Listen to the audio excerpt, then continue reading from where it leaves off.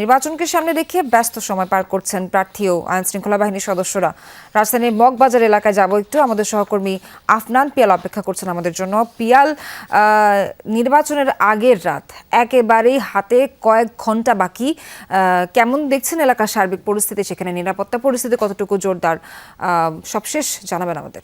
সোহার, এই এলাকায় যে নির্বাচনী আমেজ একেবারে তুঙ্গে এটা বলা যাবে না। আপনি দেখতে পাচ্ছেন যে এই কেন্দ্রটা, যে মগবাজারের এই কেন্দ্রটা বেশ ফাঁকাই, একটা মাত্র পুলিশের গাড়িও আছে এবং আশেপাশের মানুষ এবং আইন শৃঙ্খলা বাহিনীর সঙ্গে কথা বলে যেটা আমরা জানতে পেরেছি যে এই জায়গায় খুব বেশি হই হুল্লোড় যে সমস্যার কথাটা আমরা শুনতে পাই অনেক সময়, সেটাও নাই। আইন শৃঙ্খলা একদম হাতের নাগালেই আছে সব কিছু, নিরাপত্তা পরিস্থিতি।